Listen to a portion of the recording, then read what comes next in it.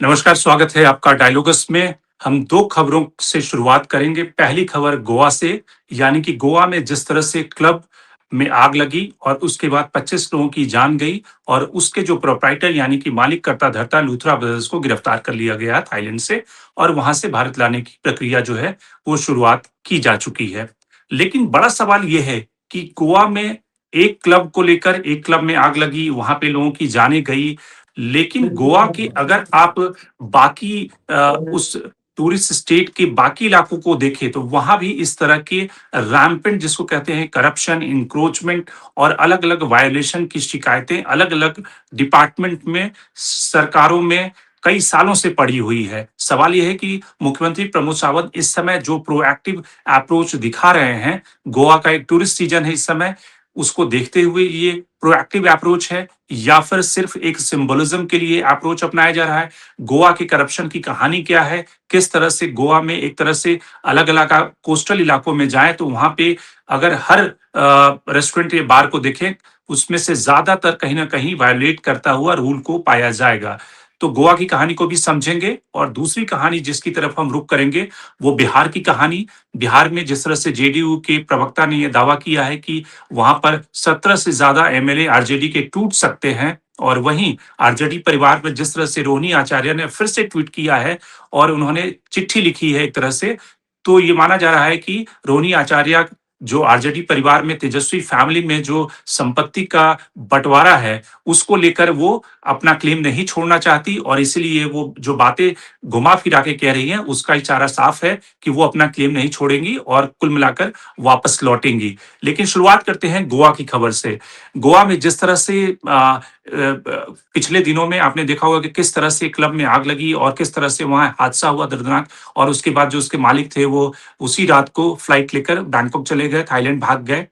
तो गोवा से हमारे साथ जर्नलिस्ट जुड़ रहे हैं, सीनियर जर्नलिस्ट उनसे जानते हैं कि गोवा की कहानी क्या है। सर, सबसे पहले आपसे शुरुआत करेंगे कि जिस तरह से गोवा में एक क्लब को लेकर फिलहाल जो पूरी प्रक्रिया अपनाई जा रही है, जिस तरह से लग रहा है कि बिल्कुल उस केस के बॉटम तक पहुँचने की तैयारी है।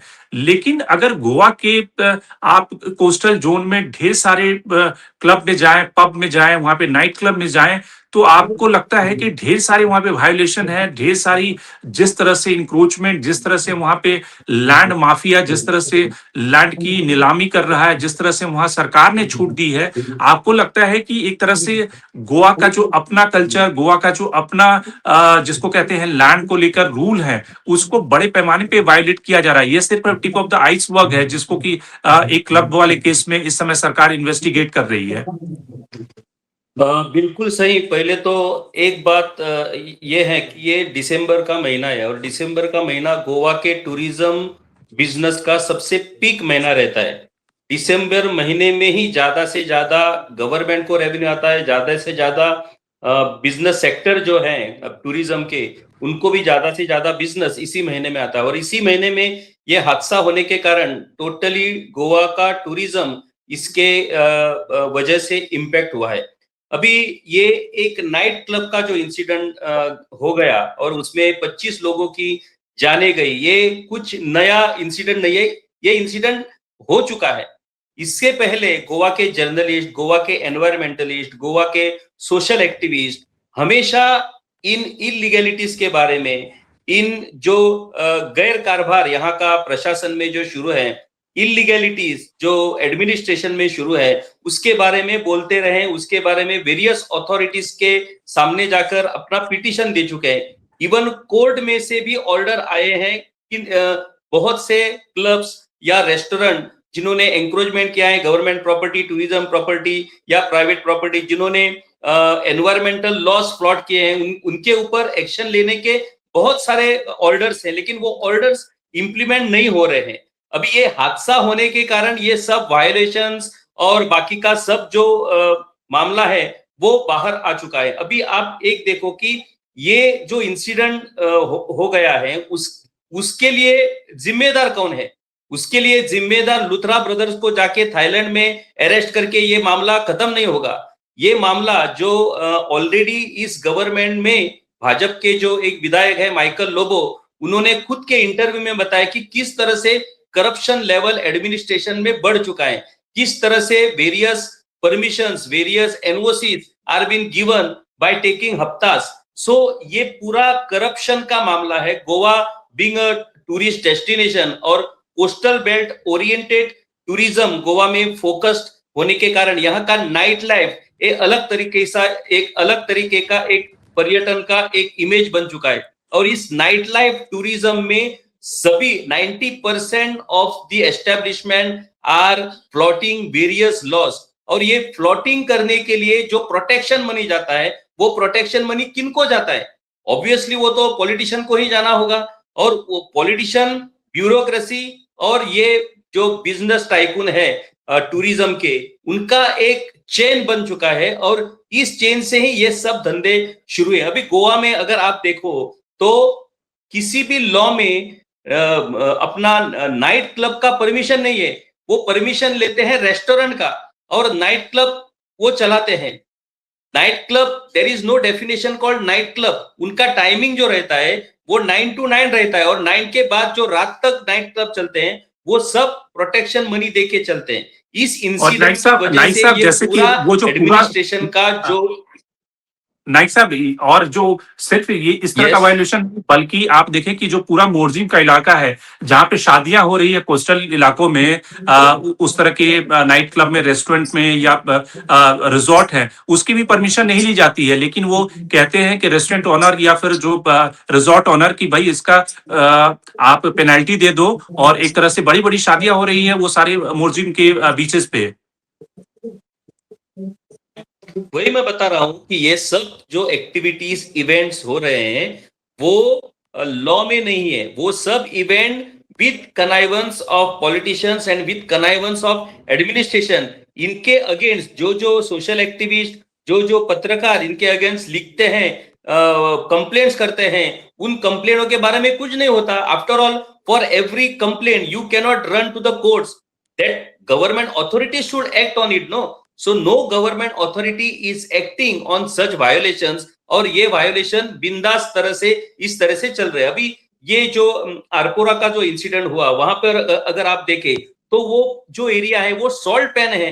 वो सॉल्ट पैन एरिया में ये ऐसा नाइट क्लब कैसे चल सकता है? लेकिन वो चल रहा है। उनके पास सब परमिशंस हैं। How they have got this permissions, ये अब सबसे बड़ा मामला है। अभी आप देखो ये गवर्नमेंट का करप्शन एक जगह पे है और दूसरी जगह पे पूरा फोकस लुथरा ब्रदर्स के ऊपर जा रहा है। अभी Luthra brothers being owner of that night club, can they B legally liable for this incident?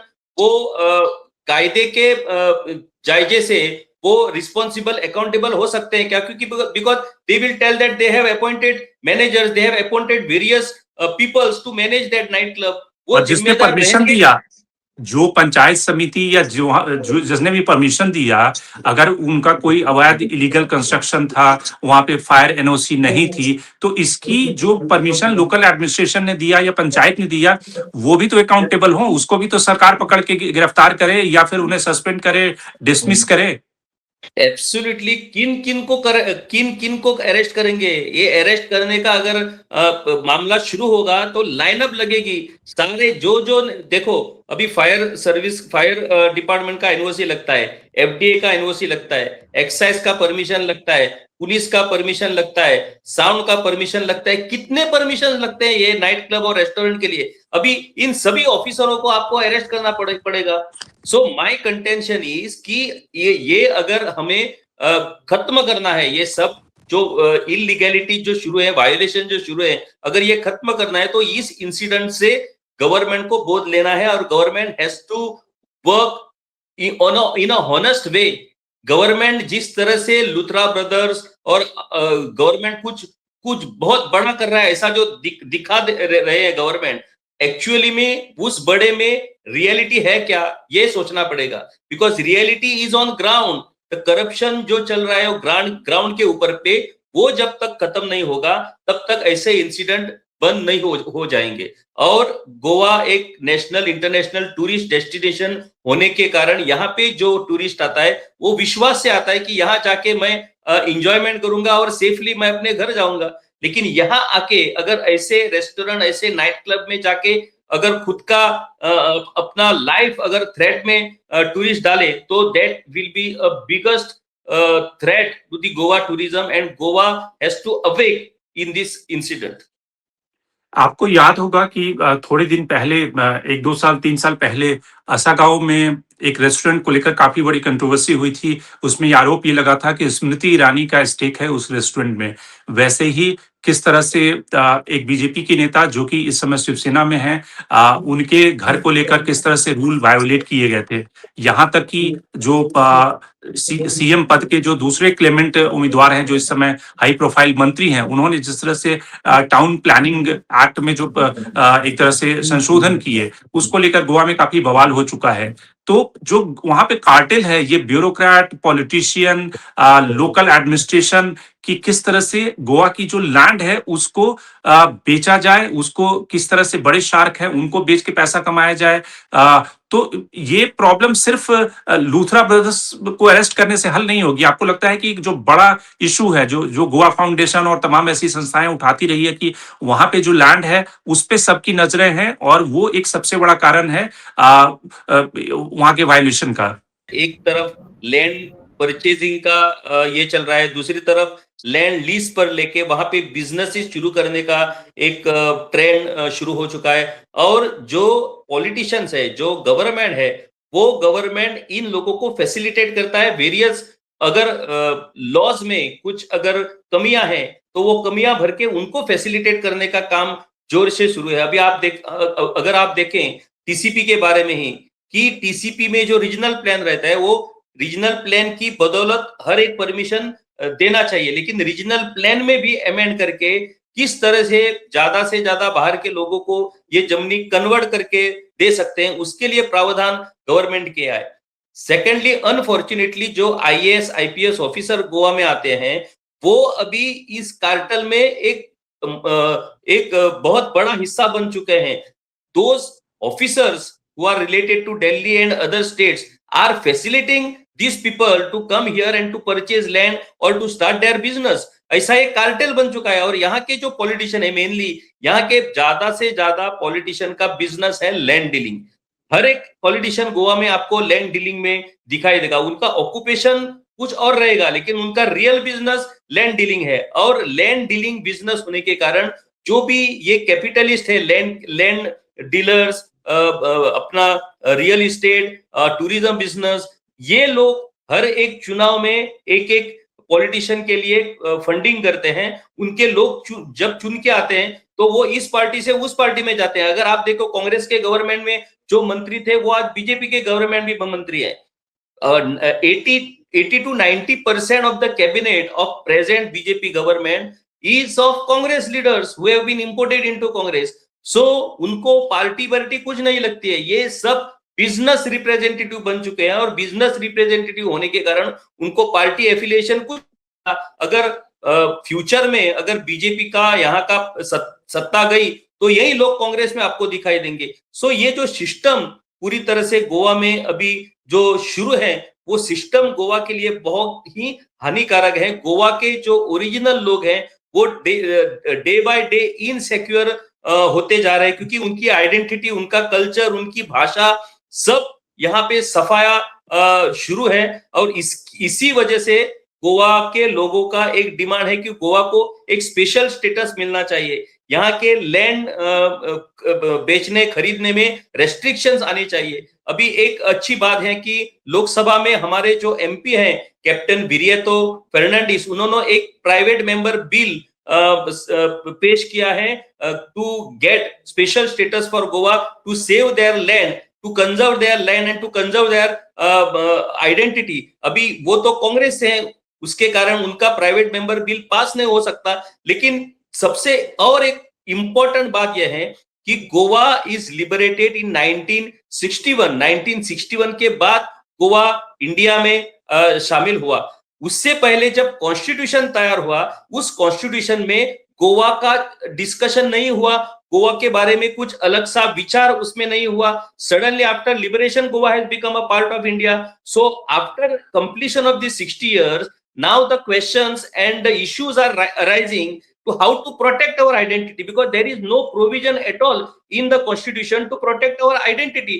जैसे नॉर्थ ईस्ट स्टेट्स के लिए एक अलग सा प्रावधान है वहां के राज्यों को, वैसे ही गोवा के लिए अलग सा प्रावधान होना चाहिए, क्योंकि being a small state and a tourist attracted state, यहाँ का पूरा कल्चर, यहाँ का आइडेंटिटी, यहाँ का सब जो बातें हैं वो अलग हैं. It is totally different, because after 451 years यहाँ पे पोर्तुगीज का रेजिम था, इसलिए पोर्तुगीज ओरिएंटेड यहाँ का जो कल्चर है वो सडनली इंडिया में शामिल होके इंडियन कल्चर में ट्रांसफॉर्म नहीं हो सकता है. इसलिए इंडियन कल्चर तो हमारे दिल में है, लेकिन for all purposes, for land and for other our identities, we need to have a special provision in the constitution. और इसीलिए गोवा को एक स्पेशल स्टेटस मिलना चाहिए. ये तो हमारा कंटिन्यूअस डिमांड है, लेकिन केंद्र सरकार का कहना है कि ऐसा स्पेशल स्टेटस किसी को भी नहीं मिल सकता. हमें फाइनेंसिस के लिए स्पेशल स्टेटस नहीं चाहिए, हमारी आइडेंटिटी, हमारी लैंड कंजर्व करने के लिए हमें स्पेशल स्टेटस चाहिए. और ये एक सवाल नाइक साहब ये भी है कि इंडिया में जो 2-3 ऐसे राज्य हैं या डेस्टिनेशन हैं, जैसे केरल, गोवा या राजस्थान, जहां पे इंटरनेशनल टूरिस्ट फ्लो काफी ज्यादा है, लेकिन अगर आप गोवा से केरल की तुलना करें, केरल में ये प्रॉब्लम क्यों नहीं है? वहां पर लैंड या उनकी आइडेंटिटी को जिस तरह से इंक्रोच करने का मसला उस तरह से नहीं है जैसे गोवा में है. गोवा में जैसे लैंड शार्क बैठे हुए हैं, सारी पॉलिटिशियन, ब्यूरोक्रेट की सबकी नजरें वहां के लैंड पे है, लेकिन ये प्रॉब्लम केरल में नहीं है. इसकी वजह क्या समझ में आती है? सिर्फ इसलिए कि गोवा का क्षेत्रफल जो है छोटा है, ये वजह है, या केरल इस मामले में ज्यादा उसने ज्यादा अच्छे तरीके से अपने लैंड को मैनेज किया है, वहां के रिसोर्स को मैनेजमेंट का जो उनका तरीका है, रूल है, रेगुलेशन है, वहां की जो सरकार है वो उस तरह से करप्ट नहीं है जैसे गोवा की सरकार है? एब्सोल्युटली, फॉर एडमिनिस्ट्रेशन और गवर्नमेंट का जो एक इंटेंट है अपने स्टेट के बारे में, वो तो केरला में है ही है, लेकिन गोवा का एक अलग सा गोवा का हॉस्पिटलिटी और केरला का हॉस्पिटलिटी कॉमन नहीं है. गोवा के हॉस्पिटलिटी में कुछ अलग सा एक अंदाज है, इसलिए every tourist wants to comes to Goa. Now Goa का एक फीचर क्या है कि एक गॉड्स डेस्टिनेशन ऐसा कहा जाता है, और सेफेस्ट, यहाँ पे नेचुरल कैलेमिटी और बाकी के कुछ यहाँ पे चीजें या कुछ ये नहीं होती, इसलिए गोवा में आके सेकेंड होम करने का बहुत से लोगों की इच्छाएं होती है. और फॉरेन टूरिस्ट जो है वो मैक्सिमम गोवा की तरफ से अट्रैक्ट होते हैं because of hospitality and because of various things. लेकिन यहाँ के लोगों का क्या हुआ है कि यहाँ के पॉलिटिशियन और लोगों का सबसे बड़ा बिजनेस है लैंड डीलिंग. एक ऐसा बिजनेस है लैंड डीलिंग में, आप एक दो डील करें तो आप अपनी पूरी जिंदगी बिंदास ये कर सकते हैं. सो इसीलिए लैंड ओरिएंटेड जो इश्यूज हैं वो गोवा के सबसे इंपॉर्टेंट इश्यू है, सबसे ज्यादा सेंसिटिव इश्यू है. केरला तो स्टेट बहुत बड़ा है गोवा की तुलना से, गोवा तो बहुत एक छोटा राज्य है. दूसरी तरफ गोवा का मैक्सिमम फॉरेस्ट कवर जो है वो मैक्सिमम है. यहाँ का एनवायरमेंट, इकोलॉजिकल जो क्षेत्र है वो भी बहुत है. लिमिटेड लैंड रिसोर्सेज गोवा के पास है, और वो भी लैंड रिसोर्सेज अगर इस तरह से कन्वर्ट करके उनको अगर सेटलमेंट करके उनके ऊपर अगर वो डेवलपमेंट के लिए अगर ओपन किए गए तो गोवा में कुछ नहीं बचेगा. बिल्कुल, ठीक है नाइक साहब, आप बने रहें. अरुण साथी से हम दूसरी खबर पे आते हैं. अरुण जी, आपको क्या लगता है कि जो नई शुरुआत हुई है, जो नीरज कुमार ने कहा है कि आरजेडी के 16-17 एमएलए जेडीयू के टच में हैं और आरजेडी में बड़ी टूट हो सकती है, उसके समानांतर रोहिणी आचार्य ट्वीट कर रही हैं, तो क्या ऐसा सचमुच संभव है कि नीतीश कुमार अपनी जो संख्या है, क्या वो अपनी संख्या बढ़ाने के लिए कोशिश कर रहे हैं? क्या उन्हें लगता है कि बीजेपी से वो बड़ी पार्टी बनकर एक तरह से सत्ता की चाबी जो कुंजी है उनके पास रहे, इस तरह की कवायद हो रही है, या सिर्फ वो शिगुफा नीरज कुमार छोड़ रहे हैं? जी अरुण जी. देखिए कि राजनीति में शिगुफा जैसे शब्द से तो हम कुछ नहीं सर बोलेंगे, लेकिन राजनीति में चालें चली जाती है, शतरंज के मोहरे चले जाते हैं. तो नीरज कुमार इसमें माहिर खिलाड़ी हैं, उन्होंने कुछ उछाल दिया है. अंदर खाने कुछ खिचड़ी पके ना पके, लेकिन बाजार में इसको उछाल करके एक मायले लेने का प्रयास, एक बाजार बिगाड़ने का प्रयास, या कहिए कि अपने हित में साधने का प्रयास हो सकता है. लेकिन नीतीश कुमार की पार्टी या जदयू की बात करें तो अंदर अंदर एक ऐसा तो चलता है, पिछला रिकॉर्ड भी है आईआईएम को तोड़ने का। तो जो मीडिया रिपोर्ट्स की बात करें या जो एक्सपर्ट से बात हो रही है और जो हम लोगों के पास जो जानकारी आ रही है, तो अंदर अंदर कुछ न कुछ प्रयास तो किया जा रहा है कि कुछ उनके जो एक लिमिटेशन है, जो नियम है विधायकों को तोड़ने का, या उस स्तर पर अंदर अंदर कहीं न कहीं कोई खिचड़ी पक रही है, या कहें कि बिना आग के धुआं तो नहीं उठता है। तो ऐसी कोई धुआं निश्चित रूप से उठी है जिसमें एक तोड़ने की बात हो रही है, ताकि और राजद को कमजोर किया जाए, अपनी नीतीश कुमार की पार्टी मजबूत हो और राजद को और कमजोर करें। तो यह एक रणनीति पर यहाँ चर्चा हो रही है। अब बात अगर रोहिणी आचार्य की ट्वीट को लेकर के जब उठती है, तो एक तरह से आप इसको ऐसे भी देखिए कि लालू प्रसाद यादव जी का जो साम्राज्य था, उसको हम साम्राज्य शब्द का ही प्रयोग करेंगे, तो वो राजघराने जैसा था, वो धीरे धीरे अब धीरे धीरे टूटता जा रहा है, टूट रहा है। तेज प्रताप यादव का तो देख ही रहे हैं कि जो स्थिति है, वो तो चुनाव में भी दिखा और अभी भी वो उनका लगातार जो आ रहा है वक्तव्य वगैरह वो है। तो रोहिणी आचार्य का यह ट्वीट बहुत सामाजिक चोट भी है, राजनीतिक चोट तो है, सामाजिक चोट है। उन्होंने यह पितृसत्तात्मक समाज पर भी चोट किया है कि बेटी को अपने मायका में आने से डर नहीं लगना चाहिए। तो सवाल उठा दिया है, वो सामाजिक बात भी है। और सरकार पर भी उन्होंने एक चोट, राजनीतिक चोट भी दिया है। उन्होंने यह भी कहा कि कोई अपराध बोध नहीं हो अपने मायका में आने के लिए, शर्म नहीं लगे, स्पष्टीकरण किसी को नहीं देना पड़े। तो रोहिणी आचार्य को पॉलिटिकली हम काफी परिपक्व मानते हैं और उनकी सक्रियता भी हमेशा रही है। लेकिन उन्होंने तो परिवार से संबंध तोड़ लिया था, ये कई महीना भर भी नहीं बीता वो परिवार से संबंध तोड़े हुए, और फिर से जोड़ने की जो कोशिश है, इसके पीछे का जो मोटिव है वो एक तरह से सिर्फ संपत्ति में अपना हिस्सा और राजनीतिक जो विरासत है उस पे एक तरह से अपना कब्जा नहीं छोड़ना, ये दोनों मंशा पढ़ी जा सकती है साफ तौर से। बिल्कुल बिल्कुल, आपकी बातों से हम सहमत हैं। ये संपत्ति पर अपना कब्जा नहीं छोड़ना और उससे कहीं अधिक राजनीतिक विरासत जो है उस पर कब्जा करना है, क्योंकि इस पर अभी बिल्कुल मुख्य रूप से तेजस्वी यादव ने कब्जा कर रखा है। तेज प्रताप जो बड़े भाई हैं उनको किनारे लगा दिया। तो रोहिणी आचार्य, मीसा भारती बिल्कुल खामोश है, उनको अपना जो एक पद मिला हुआ है अपना वो, लेकिन इस पर उनकी कोई खास चर्चा नहीं होती है।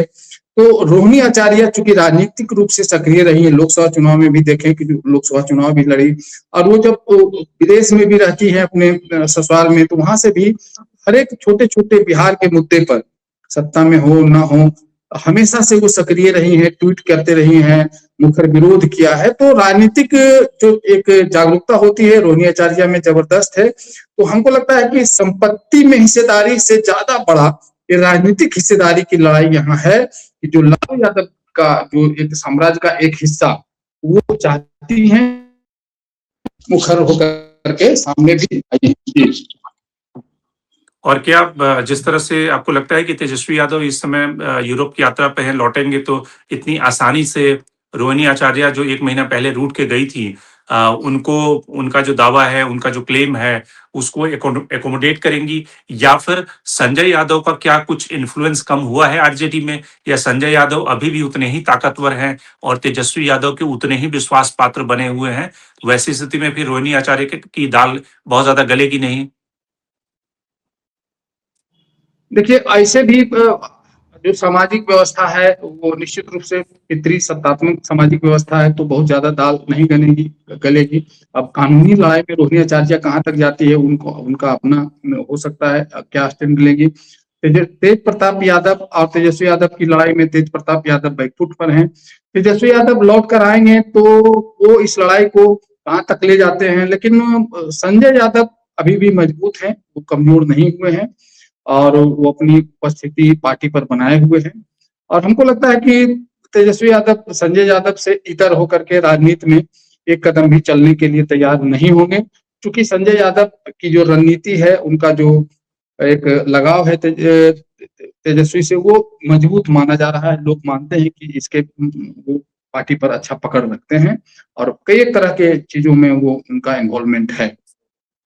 और खरमास के बाद क्या होगा? क्या निशांत की एंट्री हो रही है जेडीयू में? जिस तरह से संजय यादव ने जो संकेत दिए उस दिन एयरपोर्ट पे जब पत्रकारों ने उनसे पूछा, तो उससे साफ संकेत मिल रहा था कि अब एक तरह से जेडीयू निशांत की एंट्री को लेकर रास्ता तैयार कर रही है, क्योंकि जिस तरह से अमित शाह से मुलाकात हुई लल्लन सिंह की और संजय झा की, तो अमित शाह ने उनसे यही पूछा कि भई सक्सेशन प्लान क्या है नीतीश जी का? तो वैसी स्थिति में आपको लगता है कि निशांत की अगले जनवरी-फरवरी में एंट्री होगी जेडीयू में? हाँ, एंट्री तो निश्चित होगी। समय सीमा में हम इसको नहीं बांधना चाहेंगे। इसकी भूमिका बनाई जा रही है। इसकी भूमिका पिछले 2-3 महीनों से बनाई जा रही है। शुरुआत मंदिर में पूजा के बाद मीडिया को दिए गए वक्तव्य से आता है और धीरे-धीरे मीडिया फ्रेंडली भी निशांत कुमार को बनाया जा रहा है। तो आज न कल निश्चित रूप से ये पूरा माहौल ही बनाया जा रहा है कि अब लोगों के मन में, देखिए बिहार के लोगों के मन में यह बात है कि आज न कल निशांत कुमार लॉन्च करेंगे। कब करेंगे, कैसे करेंगे, अब ये पार्टी के जो नेता हैं नीतीश कुमार तय करें या जो बड़े नेता हैं वो तय करेंगे। लेकिन आम मास में, आम लोगों में यह बात बैठा दी गई है और धीरे-धीरे और भी बैठ रही है कि निशांत कुमार को लॉन्च करने की पूरी तैयारी है और इसके लिए सारी भूमिका बना दी गई है। अब डेट समय क्या होगा वो इसके गर्त में है। लेकिन एक बात यहाँ जो है कि नीतीश कुमार की छवि को इससे बहुत बड़ा झटका लगेगा। जो वंशवाद का आरोप, परिवारवाद का आरोप उन पर नहीं लगा था, तो नीतीश कुमार जो अपने जीवन और अपने राजनीतिक सफर के सबसे अंतिम मुकाम पर हैं, तो यह उनका जो एक ऑरा है, उनका जो एक आभामंडल है, उसको निश्चित रूप से नुकसान ये पहुंचाने वाला कदम होगा। परंतु पार्टी को बचाने की बात हो या राजनीति में सरवाइव करने की बात हो, तो उस लिहाज से निशांत कुमार को हमको लगता है कि निश्चित रूप से लाने की पूरी प्लानिंग कर ली गई है। अब तो एक बात हम सब लोग जानते हैं कि पीआर कंपनियों के द्वारा सब कुछ तय होता है, कब क्या बोलना है, कब क्या ट्वीट करना है और किससे क्या बातें करनी है और कब लॉन्च कराना है। तो ये सब कुछ प्लान हो गया होगा, पूरा इसका ड्राइंग बन गया होगा। अब इंतजार हम लोगों को है कि निशांत कुमार की कब लॉन्चिंग होगी और जब होगी तो एक मामला फिर से बिहार में गर्म भी होगा परिवारवाद का। जी। नहीं, लेकिन उसमें तो ये रास्ता निकाला जा सकता है ना कि ठीक है, ये आरोप-प्रत्यारोप तो ये लगेंगे, लेकिन नीतीश कुमार निशांत की पहले एंट्री पार्टी में कराएँगे, पार्टी में कुछ दिन काम करेंगे, क्योंकि नीतीश कुमार नहीं चाहेंगे कि इस समय ही उनको सत्ता में या मंत्री के तौर पे इंडक्ट किया जाए। तो पार्टी में उन्हें कोई भूमिका दी जाएगी, नीतीश कुमार या उनके लोग जेडीयू के लोग कहेंगे कि उन्हें पार्टी में ज़िम्मेदारी दी गई है, उन्हें काम करने का मौका मिला है और उसके बाद समय आएगा तब उनकी सरकार में ताजपोशी होगी। क्योंकि नीतीश कुमार वो एक तरह से अपने शासनकाल के इतने बड़े मैंडेट के बाद बीजेपी कतई नहीं चाहेगी कि आने वाले दिनों में कोई सक्सेशन प्लान नहीं हो और नीतीश कुमार को बीजेपी छोड़ना भी नहीं चाहेगी। हाँ, ये बिल्कुल ऐसा है कि अब उसको क्या कहिएगा कि तर्क तो बना करके ही रखा जाएगा।